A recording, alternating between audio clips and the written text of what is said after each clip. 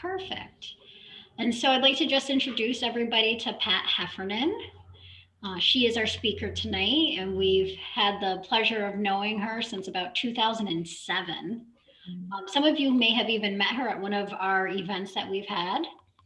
And what initially drew us to Pat is her dedication, both in her business and in personal life, to advancing women's progress.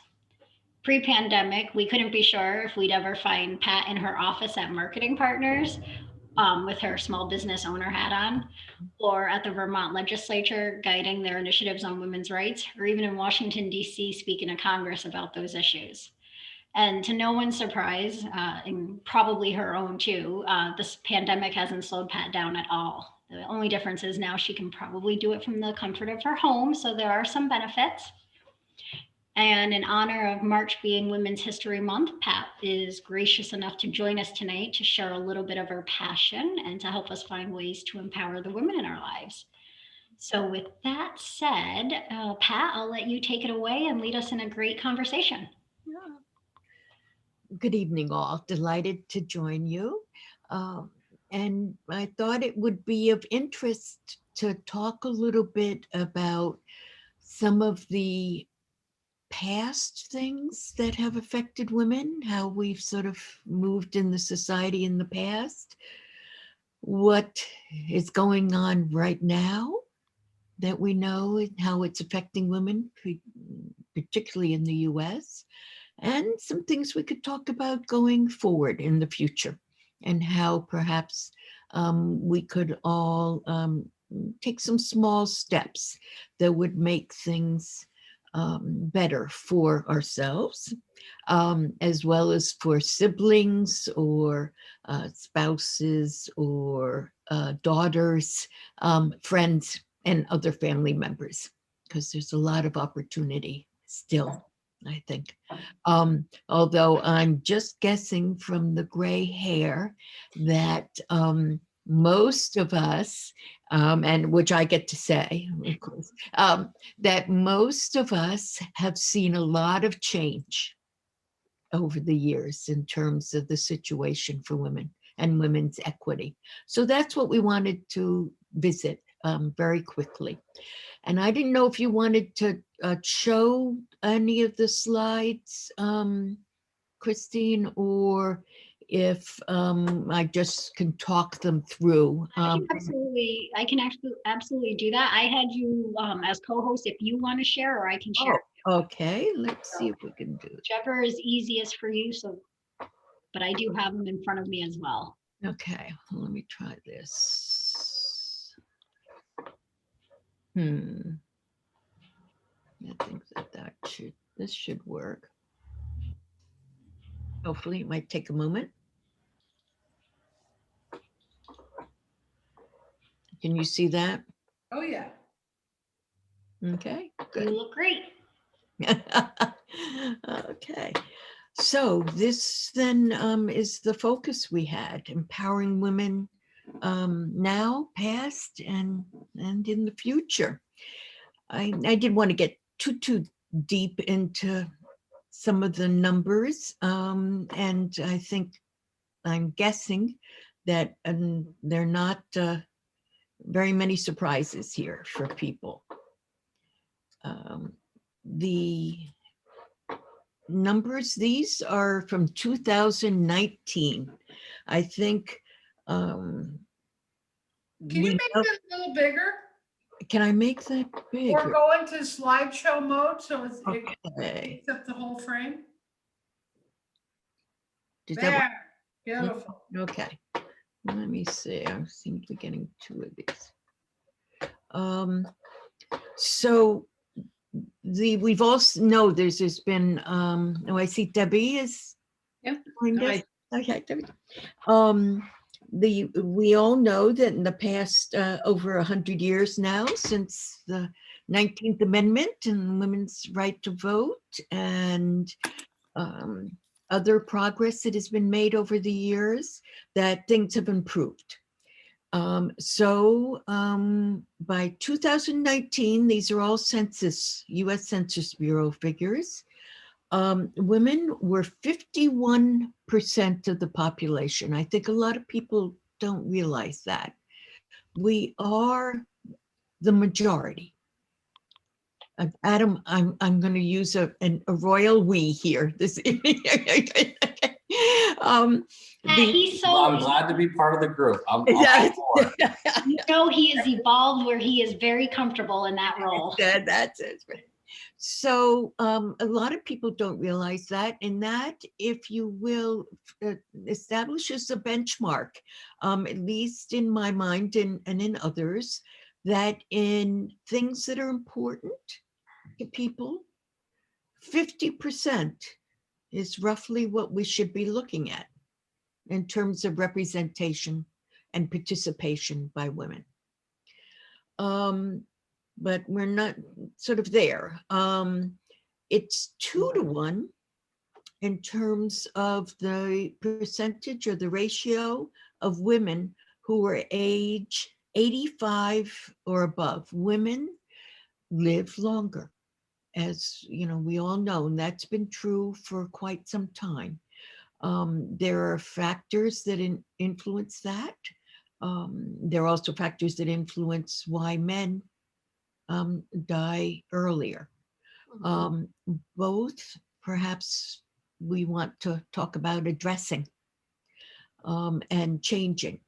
There are a lot of implications around the fact, though, that women live longer. The number of, I think I misdid this. 33, this is a typo, I'm sorry, I'll have to correct that.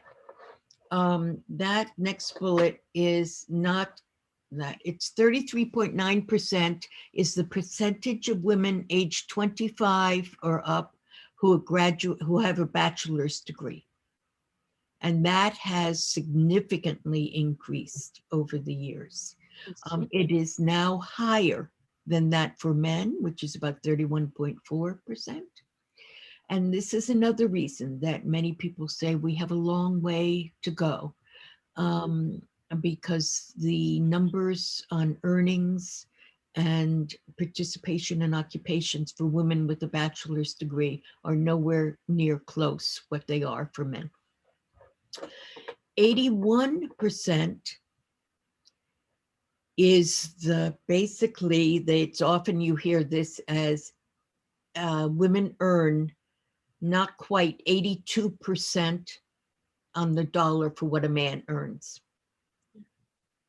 This is significantly improved, I know, over my working lifetime, but still 82% versus $1 for every labor dollar earned has many implications in terms of our ability to save, to invest, to take care of our families, to buy food, to have the home and live the lives that we want. And there's a lot of background on what leads to some of these discrepancies. Earnings, as we just touched on, there's a large discrepancy behind this.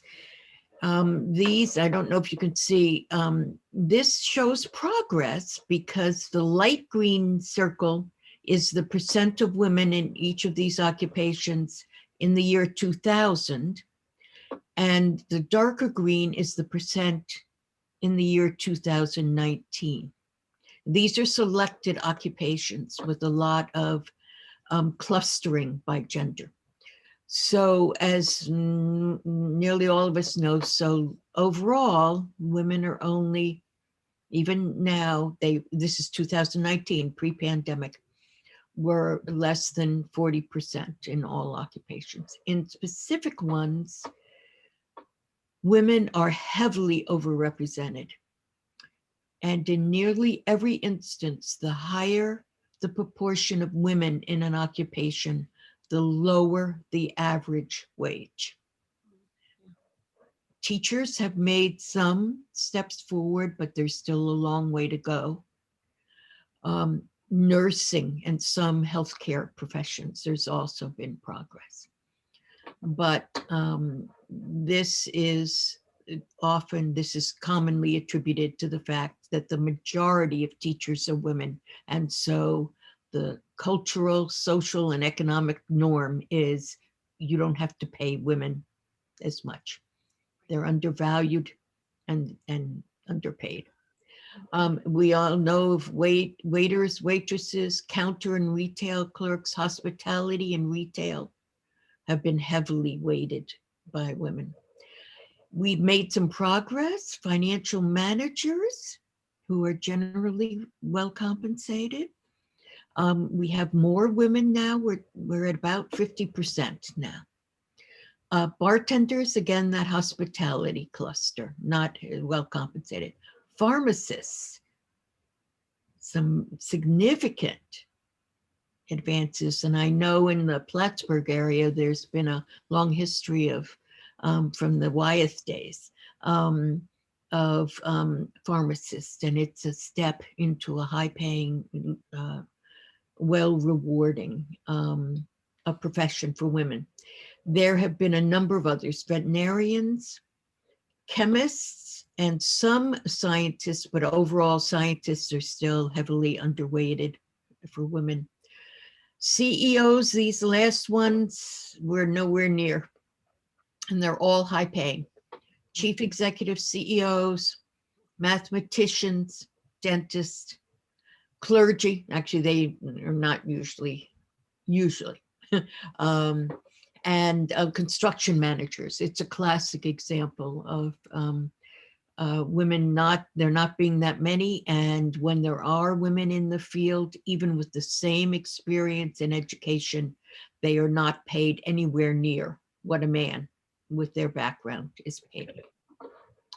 So that's sort of, where we have been. And that was as of 2019. And that was in a better place than we have been in decades, ever, actually, in terms of the economy and overall our health. Now we're experiencing during the pandemic what people have come to call the she-cession or the she recession. Because for the first time since I think it was 1948, women are being disproportionately affected by the pandemic. And this has many, many implications. So this chart, it basically shows, of course, everything I'm talking about is worse, much more disproportionate for people of color, other historically underrepresented groups, Hispanic, Latino, Asian, Black, but overall, across all the sectors,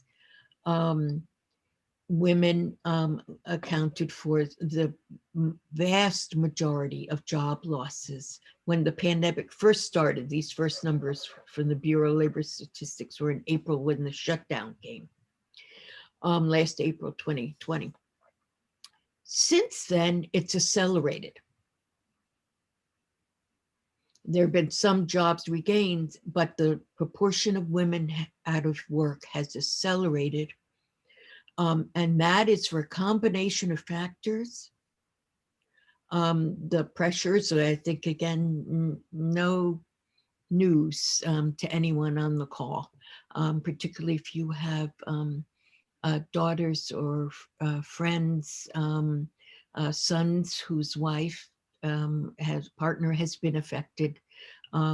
You've seen the pressures on women in the household. They have a higher proportion of household chores even. Today's Wall Street Journal used the statistic 63%. It was reported by Procter & Gamble of women bear the majority of household chores. There's also the childcare we had talked about, and the fact that they were all closed and it was so difficult to get childcare for preschool age children. And as we were talking before the call, the impact of your public schools being closed, and women are bearing the vast majority of the burden. of homeschooling and working with their children, keeping them on task if they're in their home. And so many of them have left the workplace because of the pressures during the pandemic, even if their job was still available. Of course, many of them lost their jobs. This has many implications for us. It's going to affect future earnings opportunities. It's going to make the gender pay gap worse going forward. And as we all know, finding a new job is always difficult, but after what looks to be a good 1 to 2 year gap, it's going to be even more difficult to find a comparable job with comparable earnings and challenges and return. And classically, in every recession, the longer you are out of work, the harder it is to re-enter the workplace. So the projections are that this is going to be much worse after the pandemic. So other than economically, we also have a mental and emotional effects that are being realized by women. I was unable to find what I considered a really good source that was US only, but the international nonprofit CARE and the World Health Organization done a survey worldwide on mental and emotional health and what was stressing women. And and here they reported it was 27% of women reported increased challenges in mental health and stress. And big part of that was unpaid labor and household care for others. And that had caused stress if they didn't have a job. Also, is worries about food, work, and healthcare. Much more difficult to access healthcare during the pandemic. And so there were the 3 categories worldwide that were identified here: mental health, food, and jobs. So it's not just the economic impact we're seeing. Then looking ahead though, so I definitely didn't want to be all doom and gloom here on this March evening. And although it's hard in pandemic times when you see some of those numbers, to remember that it doesn't have to be this way. And there are things that that we can all do, and many of them are very small steps that we can take. The first that I generally recommend, and I know it's been very meaningful for me, is to learn more about what's referred to as unconscious bias and social norms. I think we've all seen a lot of this in recent years around racial issues, as well as the Me Too movement. And anyone in the working world hears about it in terms of gender equity in the workplace. But we're all vulnerable. We all have these unconscious bias. I know for myself, and I've been a feminist from way back when. Once I had to fight using the word, because I originally didn't think it was a positive thing. It's just so easy to find ourselves assuming when you're talking with a friend or a colleague that if they're talking about a financial advisor, it must be a man. And of course, we have 2 key exceptions here with Heidi and Christina, but that is not the norm. And so if we're just being casual about it, we can refer to the advisor as he or she. We all have run into instances where they run a little puzzle or a quiz and they're talking about a surgeon, and the solution to the puzzle the answer is self-evident if you are open to the fact that the surgeon could be a woman. But because most of us have experienced far more male surgeons in our lifetime, we tend to assume that it's a man, and therefore we refer to it with those pronouns. I think it's, I know one that I personally, again, have to watch is, with grandchildren and young children in the family, is when one of the little ones will come running up to give you a big hug, and, they're in a pink dress, or they can be in any colored dress or something. Their hair looks, and you just sort of say, oh, you look so pretty. And then we're just accustomed to saying that. I grew up hearing that. And so you say that, and it takes practice and some, being attentive to it, intentional, to learn to say to a little one, you did a great job at that, or you that was very smart, what you just did, solving a puzzle or something, because we have been exposed to that being what you say to the little boys, not to the little girls. And so we're perpetuating these norms and cultural norms and gender roles, and without thinking about it. There's a lot of about language. We, communication firm, marketing firm, so we spend a lot of time on trying to help people use inclusive language.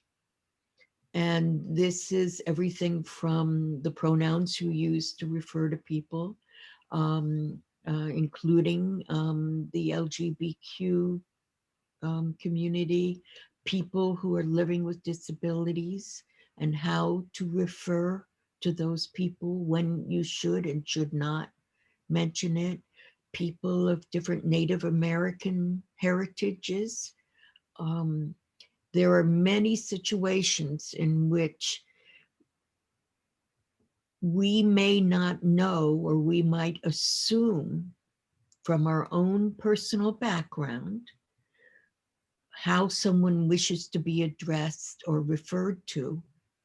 And it's always wiser to ask them. One person might not mind, and in fact might prefer to say that they are blind. Someone else might want to have it stated that they have a visual disability, or a visual issue, a condition. In general, though, you can go far by, our usual way of saying it is people first. So it's a person with a particular condition, if it's relevant to the discussion. It is not an adjective in front of a person. So it is a person with diabetes, not a diabetic. Is generally it's sort of preference. And so this is a guide that we often use, and it has a table that goes over what to do when something that some of us may have experienced is ageism, falls into the same category. I can vividly remember, I was probably in my late 20s at the time, which was not yesterday, that the first time a friend told me she was upset, she was about 55, because women over age 50 are invisible. And I said, well, what do you mean? And she said, in our society, once you hit 50 and you're sort of no longer of childbearing age, and many other assumptions are made, they just don't see you. Now, we were in New York at the time and waiting in line at a bagel bakery. And she demonstrated it to me, basically, because if you didn't have a number, they would just look out at the sort of the crowd, and they called the younger women and they called all the men first. And they did not see the older women. And I've seen it repeated many, many times. We've all probably heard derogatory terms for what is generally the preferred term now is older adults. There was a lot about this when the pandemic first came out, because many older adults who were at risk when that first came out were stunned when their adult children started calling them and saying, "Mom, Dad, don't go out. It's not safe for elderly people." And they're like, "I'm not elderly." So these are the sort of things where word choice can have a big impact, and particularly for women, because so often we have been conditioned to project and receive a lot of our self-worth. We're much more externally oriented than men are normally conditioned to be. There's many examples and research on this, where if you give a difficult problem or question to a man and a woman, the man will make up an answer if he doesn't have it. You've observed this, yes? Dolores, or because often, and again, it's well shown, men do not like to ask questions if it might make them look not as smart as their peers, particularly if there are other men around, or even worse, if they're younger and there's younger women around. But women are like, well, if I need to know where we're going, we're lost, I'm going to ask for directions. And that's one of the classic sort of things. All of these are cultural and social norms that we've been conditioned, and so we can start to improve those. And as I said, we all can learn. There are some unconscious biases that we all have, and then it influences our behavior. And some of it can be just self-defeating a little for ourselves, but some of it can have real implications or hurt or limit those that we care about. So that's when you might get into speaking up when you see or hear something inappropriate. Actually, this is an instance, Adam, in which you have even more power than those of us here who are women, because it is riskier, particularly in a work or professional situation, for a woman to speak up about these things. And it is harder for men to hear it from women. So a man who speaks up and simply says, that makes me uncomfortable, or I feel that's inappropriate, has a lot more power faster than a woman. Doesn't mean that a woman shouldn't do it. It just that it can be easier for a man to see results. And this is particularly important with young people, because they are still in the phase of being very influenced by their peers socially. So any of the bullying, I'm sure people have heard bullying that goes on in high schools, or teasing, the social media efforts that can put down women and young girls, make them question their body image. Speak up when you hear that. Model what else could be done, and you can have a big influence. There are all sorts of nonprofits and organizations working to improve some of these situations. and reach out to friends and family. This, you know, depending on your relationship with folks, I'll speak just for myself again. If you've been conditioned to be totally independent and self-reliant, um, my father was an Oklahoma ranchman and an oilman, and you know, a complete sort of stoic, and we were just raised that you did not ask for help unless things were very, very desperate.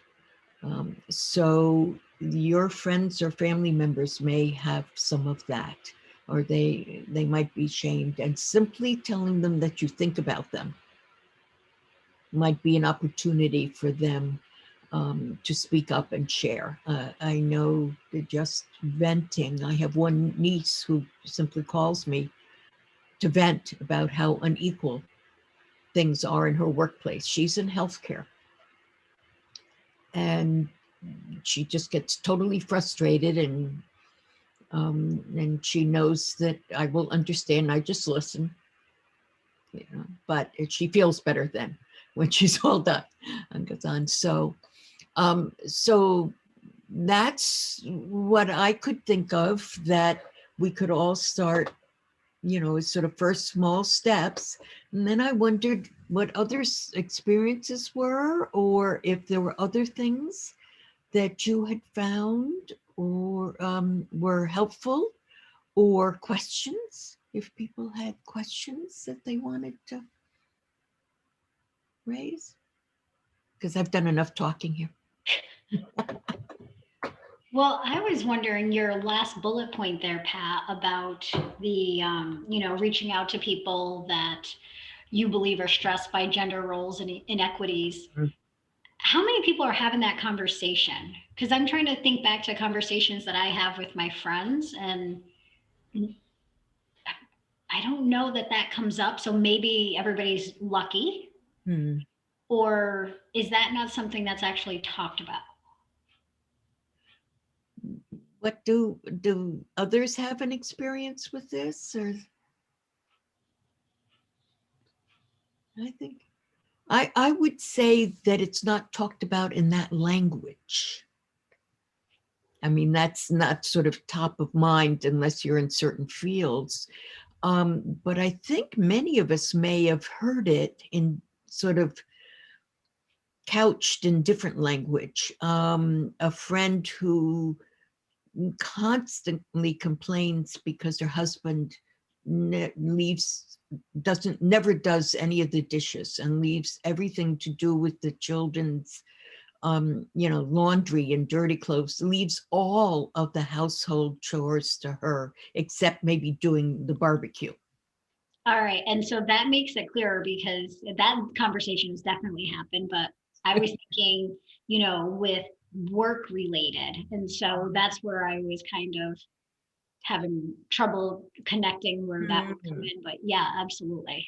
Well, I think in work related, it's often more like, why did he get promoted when I didn't?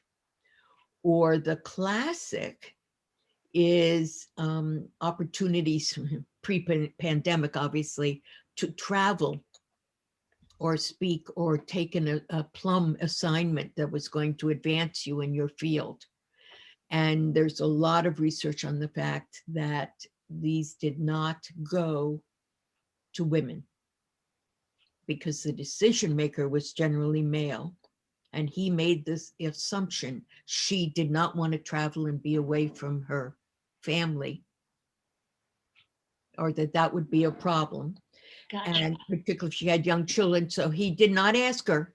He just made that decision and offered it to a man.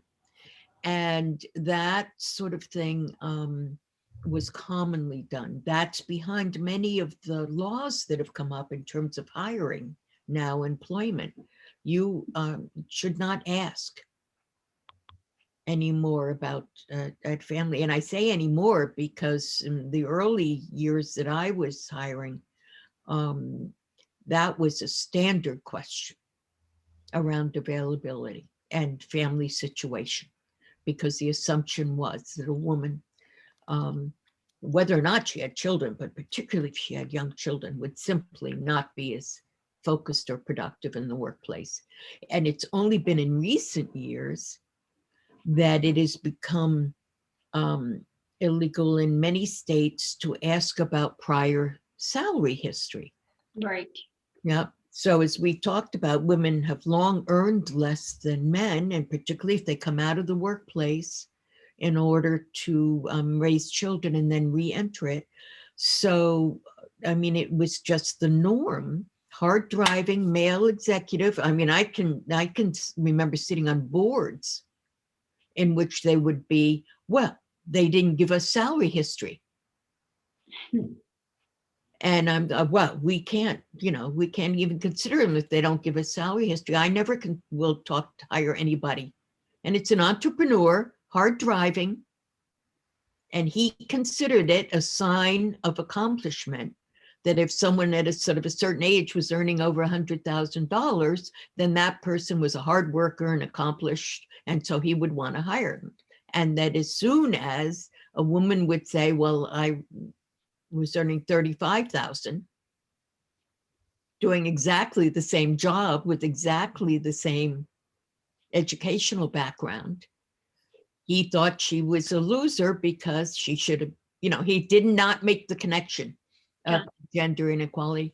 There's actually a name for that we've talked about. And there's been research on it. It's called the stereotype threat. And what that means is if there's a stereotype that says to you that you are inferior at something, even though you know better, and even though every measurable indication is that you are equally competent, you will perform less well in a crisis or in an exam situation. And the first research was actually done with women and mathematics, because the stereotype is that women are not good at math. Again, lots of research on this, that we're equally good at math in school until about age 13 or puberty strikes. And then the social norms starts to kick in, and we know that boys don't like girls who are too smart, particularly too smart in math. And we don't want to stand out against our friends because everyone's paying more attention to being attractive and, friendly and so forth, and puberty strikes. And so we start getting less good at our math. But if we get over that and we conquer and go to college, and our aptitude tests and all of our exams, and we're in graduate school, everything indicates we're equally competent with a young man at the same age, and we take a test, the women will perform less well than the men because of stereotype. They're trying to fight the stereotype. They're spending emotional and mental energy fighting the stereotype. And they've proven this several ways by basically you have to say this test is not, it's been proven not to be effective in measuring capability. And then the women relax and they do just as well. The same is true for African Americans, where the stereotype is they're less intellectually capable than whites. So again, graduate school, given a same puzzle or questionnaire to answer, the stereotype threat steps in and they will perform less well. unless they are told that it's not measuring intellect. So it's a sort of self-defeating way these stereotypes manifest themselves. So. Interesting. So should we open it up to some discussion, I guess, about, like you were asking, has anybody run into anything before where they have felt that there is some kind of, that there is inequality or that there was unconscious bias with something? Or any kind of event. I mean, where's the, what's everybody's interest with this, it's throwing me off that it keeps on typing all my words. Oh, I could turn that off. That is a inclusive and accessibility feature. I figured that. And it's great when you're talking, but when I'm talking and I'm trying to read it and then talk, I'm getting totally distracted by it. I forgot that. I always leave that on because we do a lot of work and we always have everything 100% accessible. I think that's great. It's built into PowerPoint. I never knew that. Yes, it's only been the last couple of years. Okay, all right. So Debbie, you have your cat there, I see. Yes, I've had experiences fairly recently. Do I have my mute on? No. Okay. With ageism, and I'm 60, so I'm over that 50 mark by a fair amount, and it's really frustrating to be overlooked and like you really just don't matter. I mean, you already get that being female through most of your young life, and then when you're kind of attractive and sexy and all that, then you get attention, maybe not for the right reason, and then when you get old, it's like forget it. And I find that frustrating. And is this in a workplace situation, Debbie? No, just life. Just in general. It's just something I've observed. Well, the classic is the United States is just so youth-oriented culture. We just favor youth, period. And there's no easy solution to that. Many people believe ageism is our very worst ism, if you will, in the US. I contrast that to it in Korea and some other Asian cultures. As you get older, and actually they changed the name how you address a woman age 50 plus, so that it's a sign of respect, and basically it's something equivalent to grandmother, whether or not you have children. And all of the elders are recognized for their experiences and wisdom. And I've thought on occasion that it might be worth looking at least a trip to there. The problem becomes when you're not 50 and somebody says that to you. That's Well, you haven't aged well. Yeah. I wonder if, in the past, I always think that Hollywood gives us bad examples of things, about images and things like that. But I wonder over the last few years if they're trying to improve those images, because they are trying to respect some of the more experienced actors in the industry. And starting to, they're not putting them out to pasture anymore. So, like that. They're also, showing that women actresses should be considered actors as well and be on the same pay grade. And then, of course, the whole Me Too movement really started with the director, right? And all the actresses that he took advantage of over the years. So I wonder if we're starting to get the right image projected from Hollywood, and that would help things moving forward. I think it's because people are aware, people are no longer tolerating that bad behavior, and it's making a change. People are boycotting movies where they don't have women or people of color, and they're starting to point, and there's ESG investing where they're looking at how many women are on the boards, and they're doing statistical studies to find that women are on boards, the companies do better because they have the women opinion, which is quite different than the male opinion. And I think it's going systemic because it's been so much the other way. And they see the inequality of non-inclusive behavior.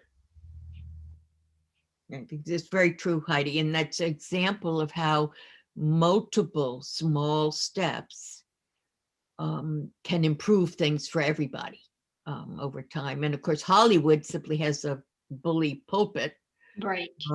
and visibility, but the same is true, in the media or sharing stories with your friends and family, and or writing or boycotting a movie or a place of business or you're investing. I mean,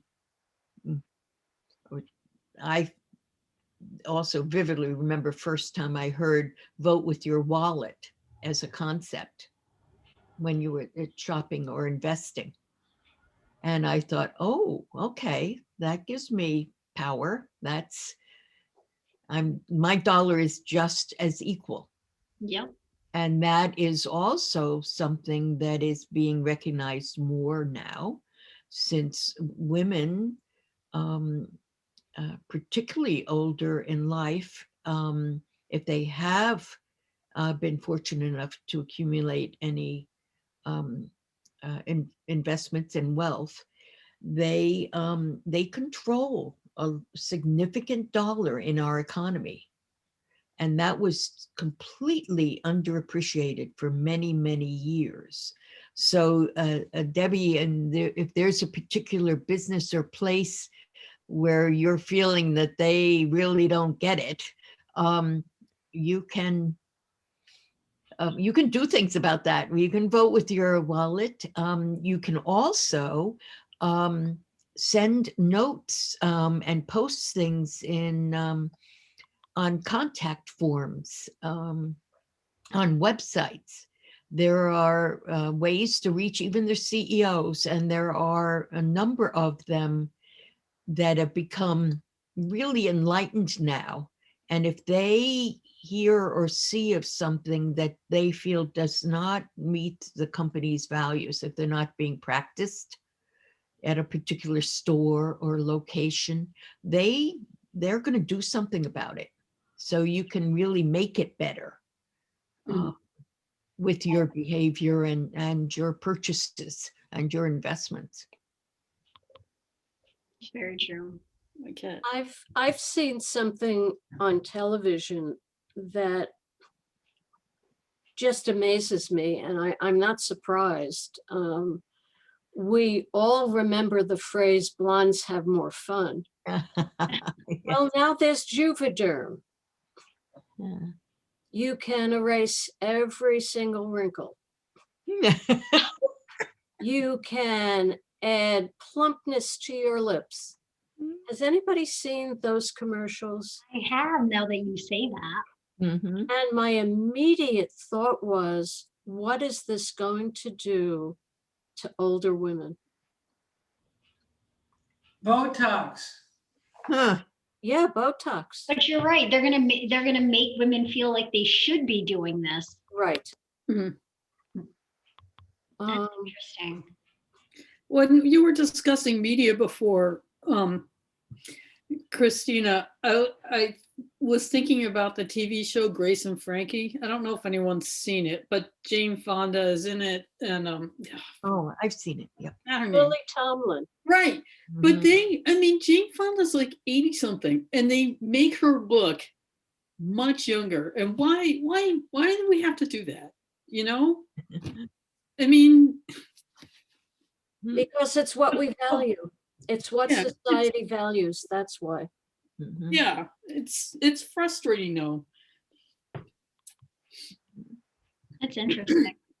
Yep. And I Well, was thinking, you're seeing a shift with some of the female pop stars that are not Twiggies, that are larger and that are breaking, the record box because they're really talented, and people are looking at that and they have enough courage to not worry about that. But I think Hollywood's always been like that. And to your point, that's what people value. Mhm. and getting, away from the looks, but I think for me, I feel like my girls, raising two girls like Adam, he's the type of dad like my husband is, where he's very involved in raising your Adam. You're very involved in raising your daughters. And I feel like it would be hard for you raising two girls to then turn around and be sexist knowing, you know what I mean? Like, obviously we're going to have that thing where we think about a doctor and might think male versus female, and we'll learn to train those things. But blatantly sexist, I feel like it would be difficult for men now that are getting very involved with child raising to not support, I think that you would want to, and I'm not trying to talk for you, Adam, but I would assume like you would want to support your daughters to do absolutely anything they want and to be on equal ground with anybody that they come across and be based on their knowledge and experience of what they can do versus, being female and how good they look. I don't know. So I think like that can really bring us forward in the future by more men being involved in the child raising. I know my girls are, 10 steps ahead of other kids that didn't have that, including myself, right? I didn't have a father growing up to support but I had a strong mother. And so, that was, at least I had that. What's your thoughts, Adam? Well, I think to Christina's point that when we're raising our daughters, we try to show them what we want them to value about themselves and about society. So, if they do dress themselves and they do a really nice job, we'll tell them, you look very nice today.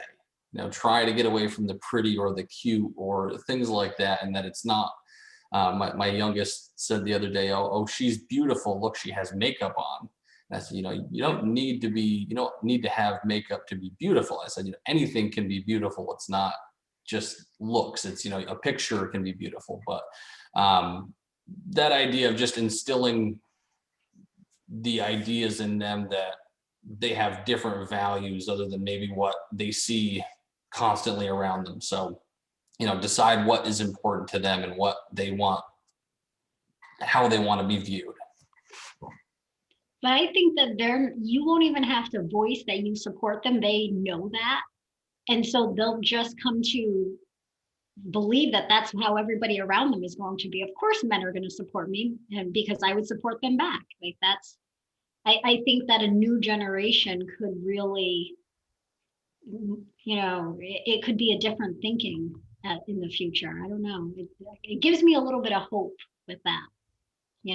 So what about, has anybody experienced anything directly with sexism or anything?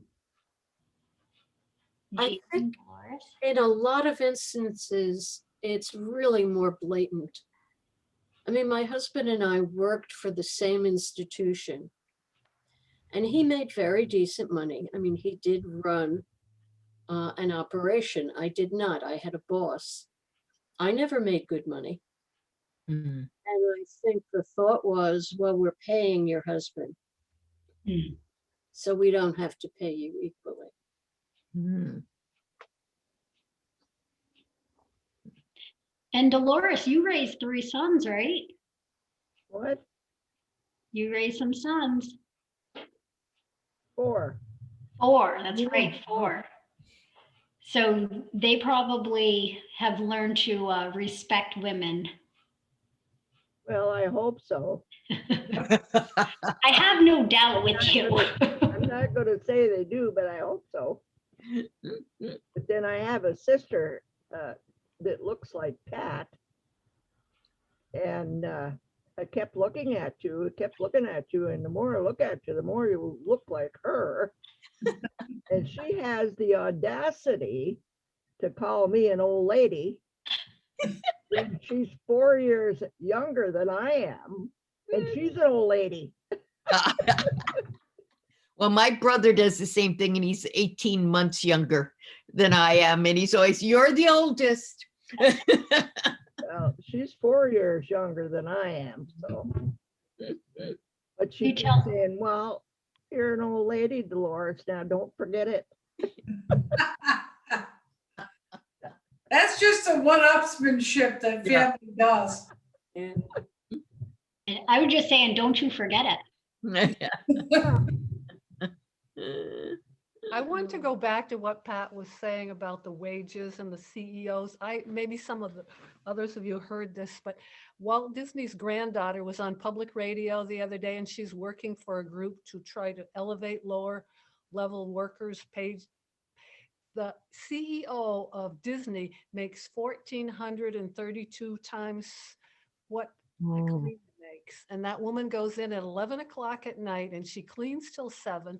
And then she goes home and gets her kids up and feeds them and shops and, you know, the whole shtick. And then that night she has to go back again. She hardly sleeps. And so we can support that whenever we have a chance to certainly vote for the minimum wage of $15 for sure. But beyond that, Yeah, it really plays out with the CEOs, not only at salary level, and of course there are a number of corporations now who pledge not to have a multiple that's grotesque like that. But there's also the reality that change comes slower if everyone is an older white male as a CEO and on the boards. That's what Heidi was saying. The data is very powerful now, that including diverse viewpoints, diverse perspectives in any decision-making group is going to improve the quality of the decisions. That's a good, I'm sorry, not to interrupt, but maybe you can continue that, but maybe you can also tell people what you're currently working on, or helping, you know, trying to get through in Vermont and. Oh. Oh, but we have to, go to bed before midnight. Oh, it's already set. Gosh, I'm not even paying attention to the time. My apologies. Okay, so finish your thought then there. No, I was just saying that's the CEO is its pay level and its decision making, and we simply need more diversity. When you've got those people, and they have a big influence on policy and government when they get So together. I apologize. I was so enwrapped with the discussion that I never even looked at the clock. Yeah. So that's a good sign though, Pat. No, that's it. Any last minute questions or anything? Nothing going out there? Okay. So Pat, thank you so much. And we did forward in your bio and everything. So if anybody has any questions for Pat, or, just want to get some more information, feel free to let me know and I can filter it through to her. She really does a lot of work on this end and helping women in general just try to advance issues, and hopefully we'll get there one day. But I'm very positive. I know that you're working behind the scenes, but I see some positive signs too here. So Right. everybody, thank you. Mhm. Yes. Thank you for your time, and everybody have a great night. thank you, Christina. Thank you. Okay. Pat. Thank you. Bye. Thanks, Pat. Bye. Okay. Thanks, Pat. Thanks, everybody. Peace. well,